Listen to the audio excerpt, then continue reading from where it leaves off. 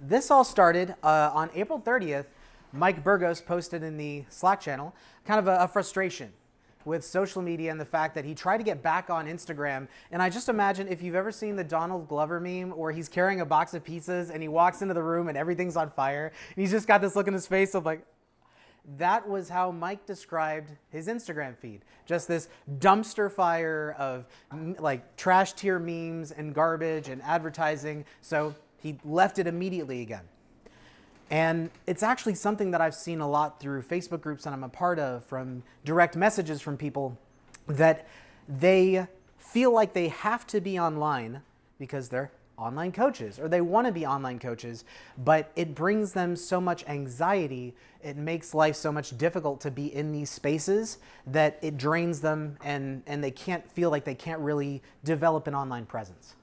So I realized this isn't just those people, it's our block staff coaches too, and it's me. So this isn't going to be about how to create world-class content. This isn't about growing a following or becoming Insta famous, because I can't do any of those things. This is a little bit of a personal story and tactics that I've used as I've followed the social media rabbit hole and pile. So my story, I guess, I didn't grow up with smartphones, obviously. I'm in the Oregon Trail generation. And when they really hit the market, I was at the Naval Academy. I had no need. Everyone was within a 5-minute walk. I spent 7 years active duty in a service where you get 0 cell phone reception in the skin of a ship. So people would share, and I was starting to hear stories about what are in the literature called problematic internet use behaviors. And I just kind of thought, I'm different. Like, I'm lucky, I guess. I don't know. It was never a problem for me until we hit 2015, 2016. So shocking, Facebook, pretty much everyone's Facebook feed turns into a dumpster fire because of a really energetic election cycle. But I was also leaving the Navy, had just gotten certified as a coach, but had no professional background as a coach. I was moving across country without a job, with a lot of free time. So I got to San Diego. I had 20 plus project feelers out for interviews and new jobs and all these different things coming in through any channel I could get, Facebook Messenger, Instagram messages, email, whatever. And I realized I was starting to compulsively check my phone and compulsively check my internet when I'm in conversations with people and I get that vibrating feel like it's been too long since I've looked at this thing. So all of a sudden, all of a sudden, I'm not special. I'm just a normie, and I've got normie problems. And from there, it kind of went downhill in terms of internet use behaviors until I got to the point where I'm just, screw it, I'm going to ditch all my social media. I deleted all my alt accounts. I got off of like every platform I could, and then had to get back on, because there are too many functions that I needed personally and professionally to be entirely off of social media. Now, in that thread on April 30th, there were some people who shared, oh yeah, you don't need social media. You don't need any of that. All you have to do is be a good coach, and people will come to you. And that may work for some people. For me, every job I have ever had in fitness, I got through social media or through the internet. Every connection that I've made in major project, being part of the science committee with Sully. You knew about me because I wrote an article, which I only wrote because of conversations on an internet forum. Basically just a troll responding to him and collecting resources. I realized I've spent way too many hours on this. I might as well compile it into an article. Matt didn't know me, really, personally, not at any deep level.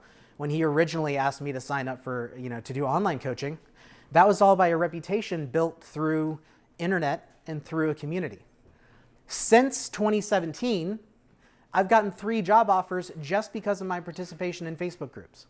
And not just, I have certifications and that kind of thing. One of them I shared with Andrew. I'm just letting you know, I got this. This is really interesting. Sane, right? These were, yeah, okay. That was a time. But my professional options all came through the internet. I didn't have a brick and mortar facility. I didn't have really the place to professionally coach people at work because I was an officer. So the boundaries weren't there. So the question became, how could I manage a professional need in a toxic environment? And let's be clear that social media is toxic. So I joke that like managing your newsfeed is kind of like managing a pet, specifically a cat, because they're evil by default. Social media has a purpose. It is designed for something very specific, which is to take as much money from you as possible. This is Calvinist, by the way. I feel like maybe you're becoming Calvinist. This is depravity. Yeah, evil by default. You can't escape it, people. Depravity. Sorry, go ahead. In order to do that, in order to seize as much money as they can, they want to get as much attention as they can. That is the indirect way they get money from advertisers who are looking to capitalize on your attention. And they want to get as much labor as they can from us. They want us to think as creatively as we can about how we post. They want us to think viral. They want us to grow bigger followerships because that means more people stay on the platform, stay for longer, give more attention, which gets them more money from advertisers. So they have an agenda. So if we are on the platform and we are not clear about our agenda, we go along with the current of this thing, and it is not healthy. But, like I said, it can be beneficial, and to some degree, even like an evil house cat, it can be trained. Now, most people's news feeds, at least when they get that feeling, I've got to dump everything, it follows this cycle. So initially, there's a draft feed. The algorithm tries to figure out what you're interested in just based on your friends list, something like that. You find engaging content. Content is generally engaging. The most engaging content is such because it is threatening, it is disgusting, or it is something somehow shareable to us.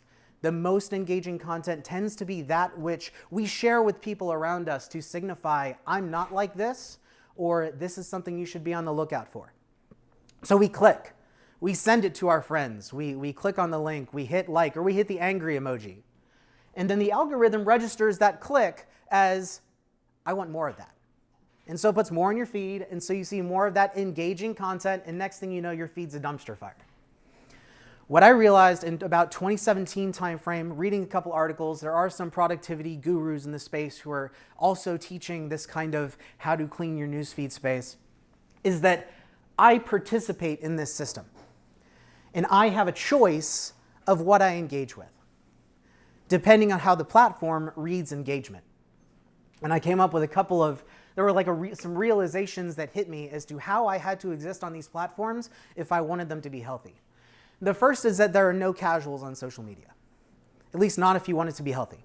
I recently took a motorcycle safety course. We're looking to move possibly into two-wheeled space, maybe scooters, maybe motorcycles. And when you're on a motorcycle, things get real. You'll see people like on social media, again, in their car, which is a problematic internet use behavior, don't do it. But you'll see people on their phones at red lights on their cars. You never see that with people on motorcycles. There's too much going on. They have to be aware of and intent on more things in their environment, because if you're a casual in a motorcycle without the protection of a massive frame and four wheels, you die. Same kind of thing in social media. Everything we do on the platform is signaling to the platform, to our friends and our followers, and to ourselves about what we're interested in. We turn ourselves into a garbage mess when we keep clicking things that disgust us. So everything has meaning, and we can't be without our guard in these spaces. The second is to go in with a purpose. Again, if the platform has an agenda and you don't, your agenda is the platform's agenda. And so you're going to go along with wherever it pushes you, which is to give them more money, to give them more attention, to give them more followers. There are a couple things we'll talk about a little bit more later, but how do you decide what it is that you're about? It funnily ties into Nikki's presentation about designing your life and designing your workspace. What is my social media space? And if you're not sure, and we'll talk about this kind of personal audit, go through how I feel about the things I click on. Why am I clicking this thing? Why looking over your last 2 days, your last hour of use, what does this say about me? And then if you're just starting on a platform, what do you want to do with that platform? Because it's going to be different for each platform, and we'll talk about that a little bit. Finally, growth. The third realization I had was I had to grow with caution. I always thought of growth as like, the problem that scales when you get too many followers, the haters, the trolls, that kind of thing. For me, as I was trying to find my space, actually it was following people that became the problem. So this graphic is actually, it's a really cool network graphic from Dr. Laszlo Barabasi's book, The Formula on Success. He uses network functions to look at success.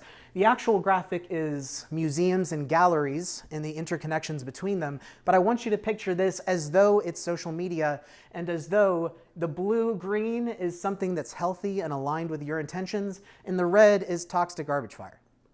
We see some of the same dynamics. Here, there is a center, there is a mainstream, there is a trending. It's your Explore feed on Facebook, on Instagram. It's all those places. Most of it's toxic, garbage dumpster fire. You might have a relatively healthy place where you sit. This part of Twitter is what Teapot stands for.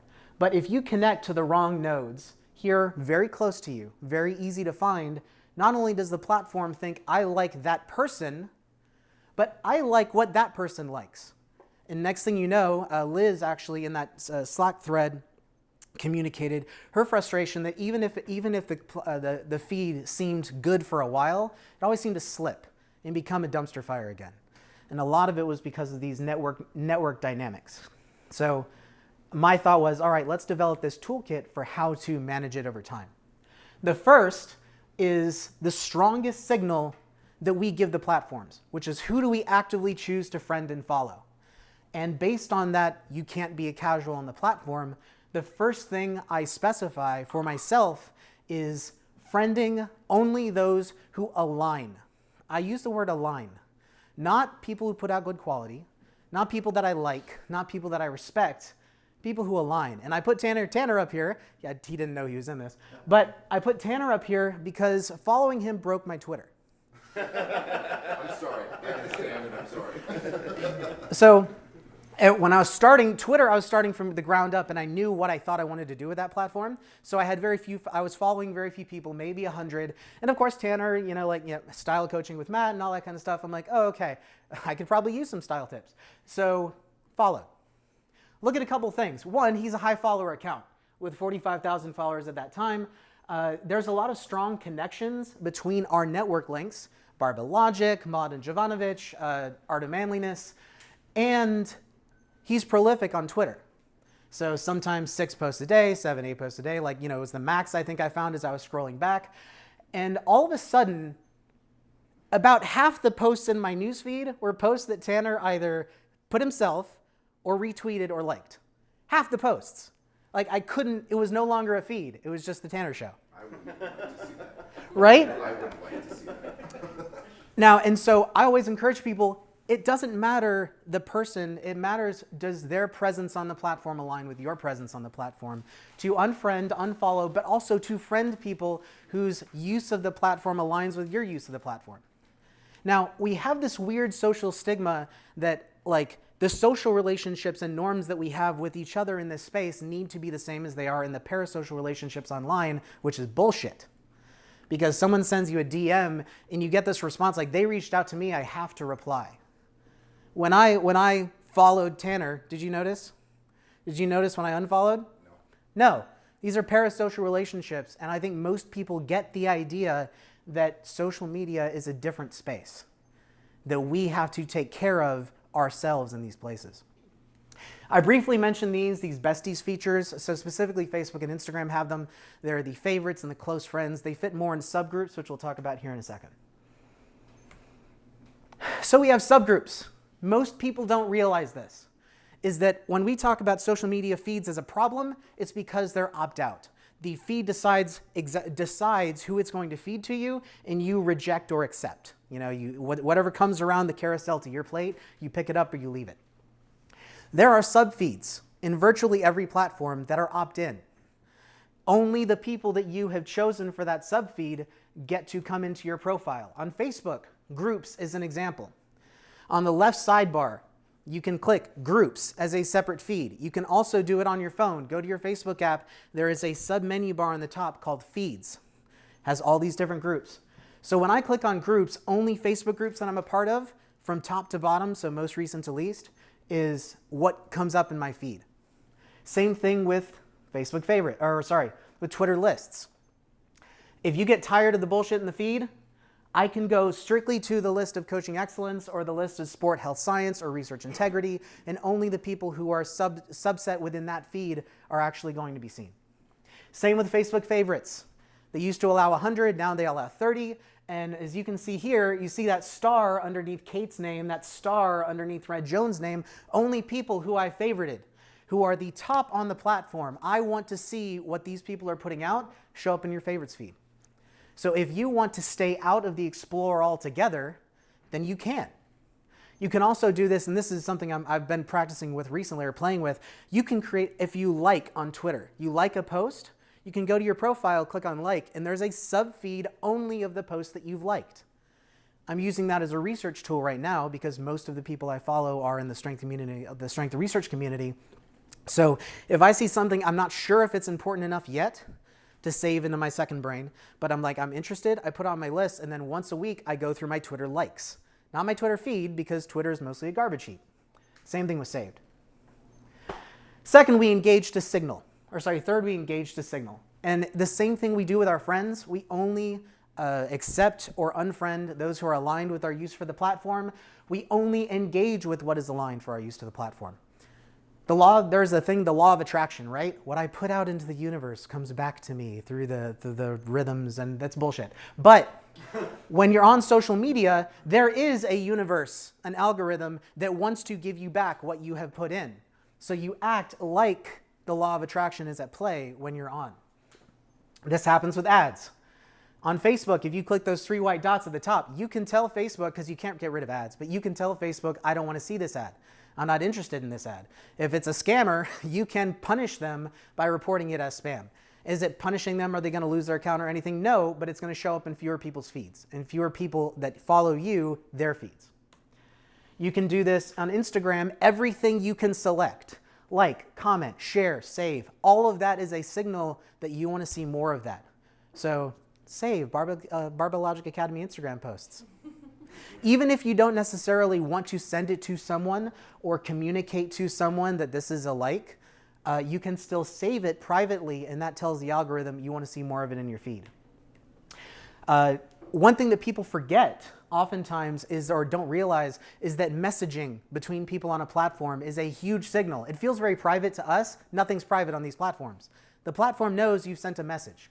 And within the platform, you might notice Facebook makes it really hard to see messages from people who are not friends. They go into a messages requests box that doesn't notify you if you're not actually pre-friends or have strong enough connections. So you have to go out of your way to find that message and say, I want to talk to this person, which tells Facebook, oh, they really want to communicate if they actually start up a conversation. So this is another signal. If someone is messaging and you reply, you are telling the platform, I want to see more of this person. Side note, it's not just about controlling the feed, it's also about how we use these parasocial relationships in this space. I still get a lot of cold DMs from advertisers, and it always comes through, hey, it looks like you're a coach, I love what you're doing, and with a friend request. Yeah. Now, what they're doing is simple. So you accept the friend request because of those parasocial bullshit rules that say, oh, he friended me, I have to friend him back. And then you say, oh, hey, because either you're thinking this might be a potential client or you're just trying to be polite. And then they go into their spiel. You reject the spiel because you know better. And then they're like, oh, no problem. Perfect. They're very hands-off. They're very polite. But now they show up as mutual friends and they have access to your friends list. So when they reach out to other coaches, because they know coaches friend coaches on Facebook, it now shows up as 5 mutual friends, 10 mutual friends. They gain parasocial credit through us.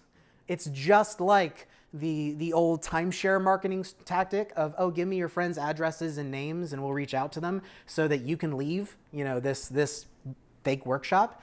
Same rules, same bullshit, cut them off. I just block on site.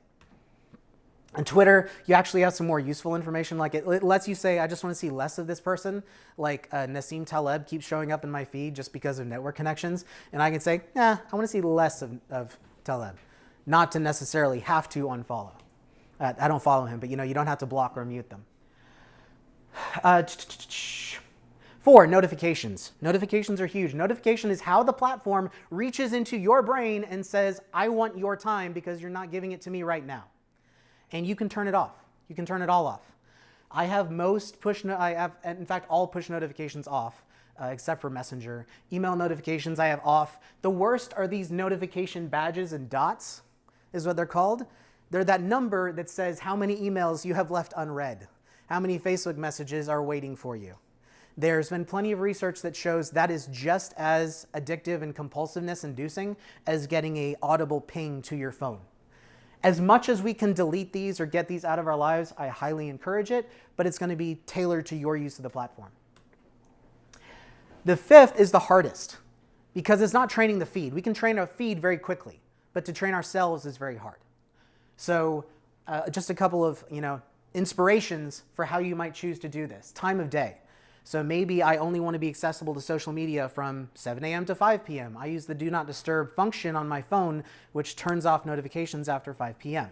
So there's a time of day function. Android and iPhone both have that. You can do like a Pomodoro. So I'm going to go 100% full on social media, gets all my attention, the people that I'm friends with on these platforms for 25 minutes or 35 minutes a day, and then they're off. Total time of day. iPhone has a great screen time and app limits function that either shuts down the app or warns you when you reach the total time limit a day. Highly flexible, but still limited.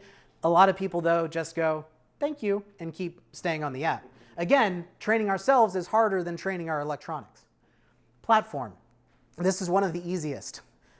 Go to a beater phone. Only stay on your desktop. So only use social media when you're on your desktop. You completely get rid of all the apps from your phone. That's another way to do it. Again, it's tailored to your use of the platform. There are social media tracking, blocking apps. There's one called Newsfeed Eradicator, where if you just can't seem to get a wrap on your feed, you don't have to have a feed. This Chrome block will literally just replace your Facebook newsfeed with a quote on productivity for the day. Just different inspirations on tools that you might use. Now, I just systematize things mentally. That's just what I do.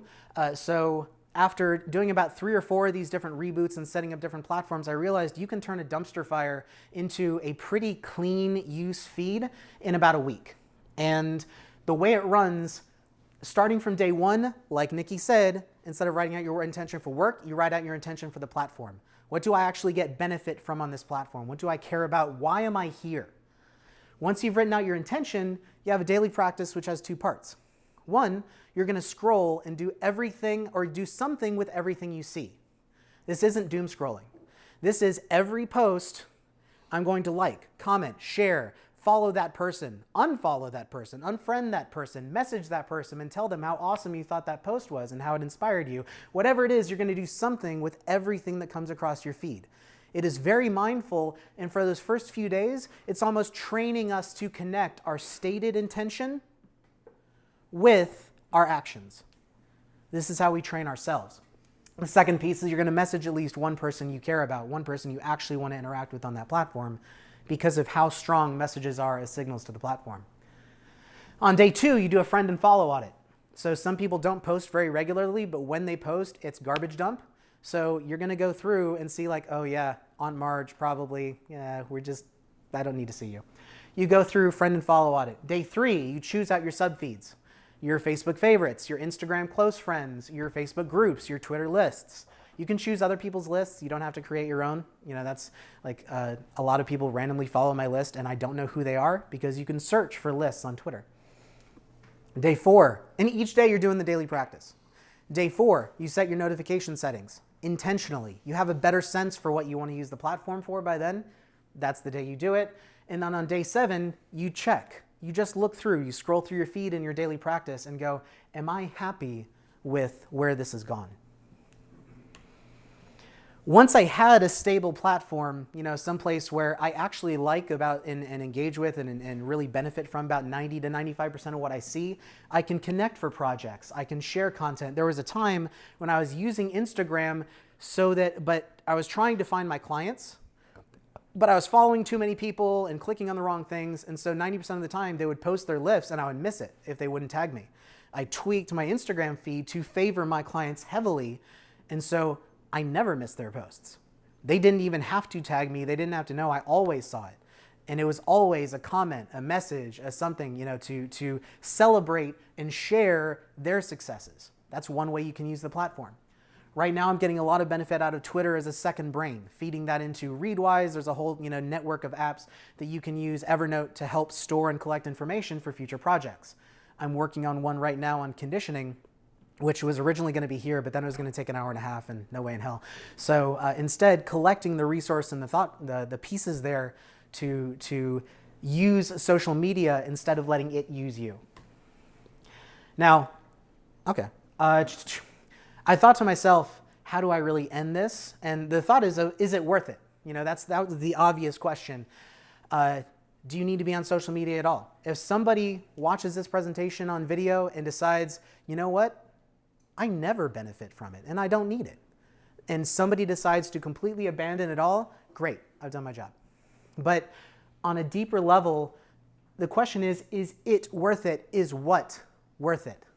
If we haven't decided our what, if we haven't decided our intent, our value, our current to be carried with the platform, then it's a useless question.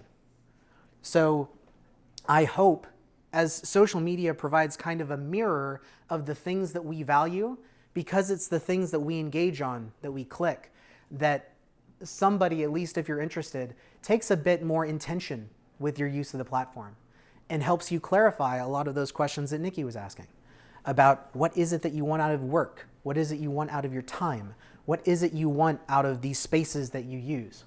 And that hopefully you can either get rid of it, use it more, or at least find your time on these platforms to be more beneficial to you. And that's it.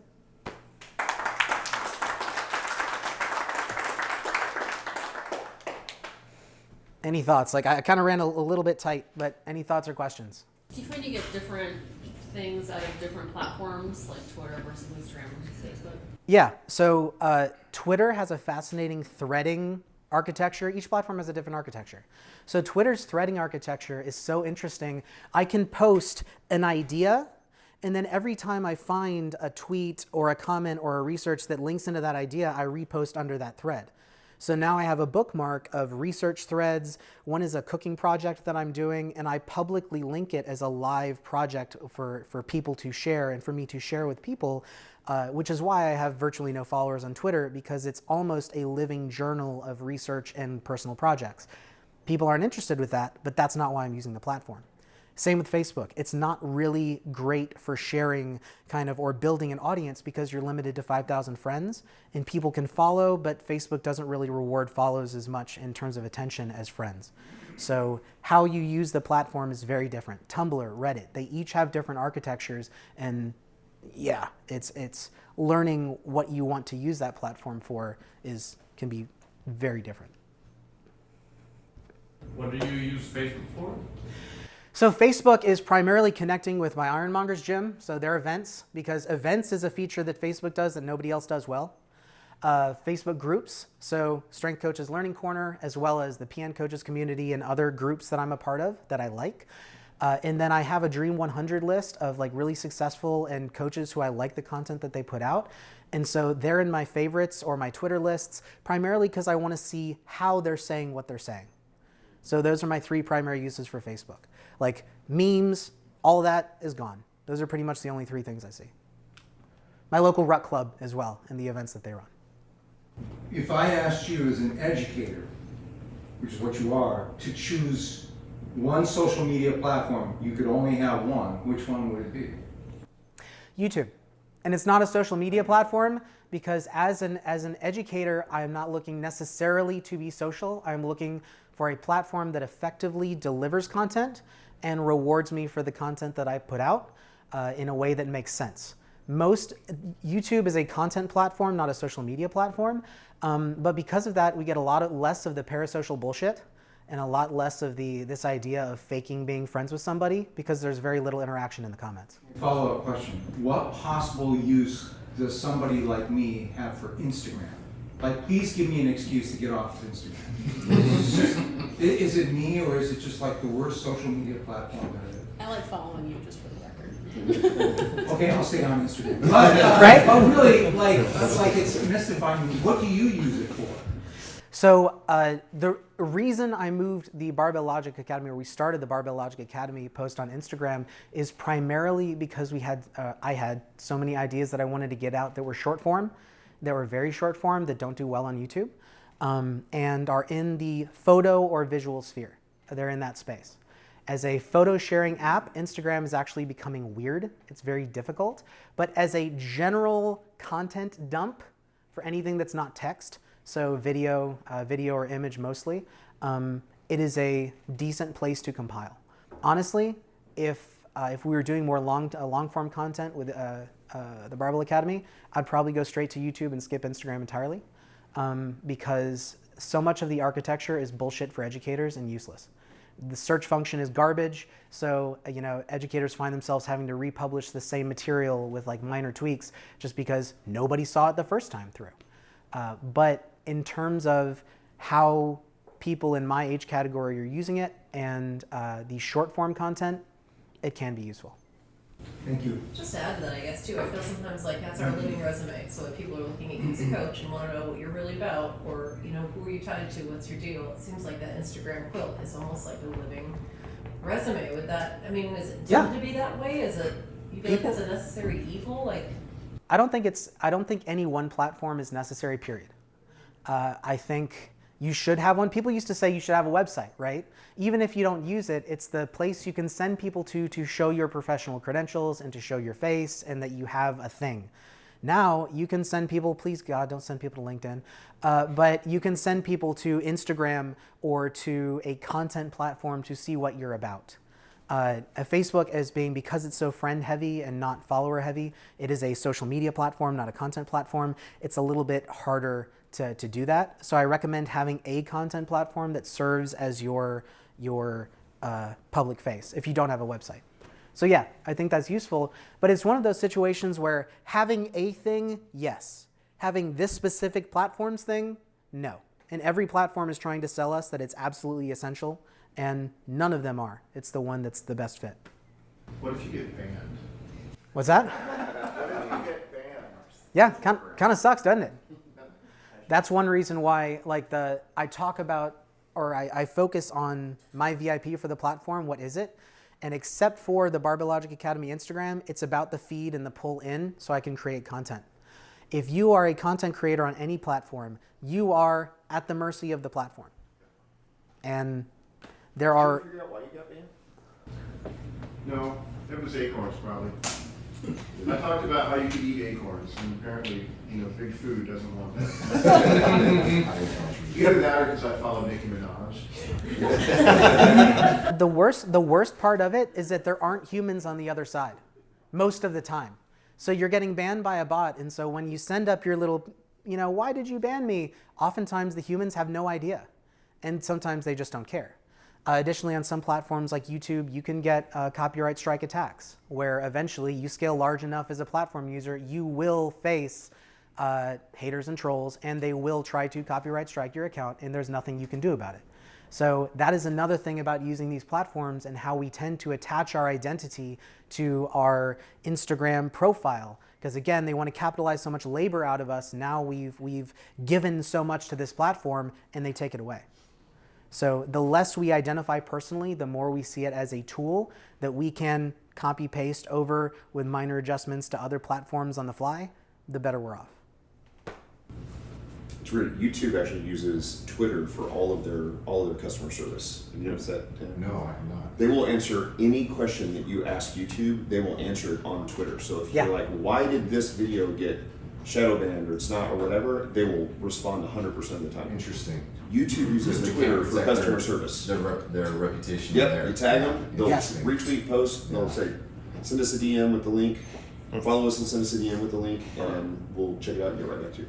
It's really bizarre. Obviously it works for them. So can I offer two other, I very much live online, and I have a, that's how I find my clients. So I'll give you one algorithm advice and then one kind of like train yourself advice. With Instagram, if you go into the explore page, find anything that seems like it's outside of what you want to use Instagram for, and if you press and hold, it'll give you an option to scroll down and click not interested, and so it'll start to train the algorithm to not feed you anything that you don't want at all, which is really super helpful, and it does it pretty quickly. As far as training yourself, I highly recommend doing like a social media Sabbath. Whatever day of the week it is, just pick one day of the week where you do not get on social media at all. I do it on Sundays. Again, pick whatever day, but it trains yourself to not have to be relying on that dopamine hit of new content all the time. And you reminded me of something, kind of one last thought. And somebody asked me last night about TikTok and what I thought about TikTok, because I don't mention it. I'm not an expert on the TikTok algorithm. No one is. I doubt even the designers of TikTok are an expert on the algorithm, except for the propagandists who like force certain amounts into your feed because it's a Chinese company. Talk about agendas. But with TikTok, what we do seem to know is that it preferences your intentional preferences less than the other platforms. So if you say like, share, whatever, it's like, okay, that's cool. What it really cares about is how long your eyes are on that screen, how long it takes you to swipe. If you binge watch a single creator, like, and what types of creators you binge watch. So a lot of these things I talk about, like try to signal to the platform. That is, if being on a motorcycle is like being on Facebook, being on a unicycle on the freeway is like being on TikTok, you have to be so careful about how you direct your attention, because your explicit desires matter less. What you actually watch is what they're going to pump more into your feed. So that's why I actually never recommend TikTok, burn it to the ground. But nonetheless, if you're going to use that platform, it takes even more of that concentrated attention.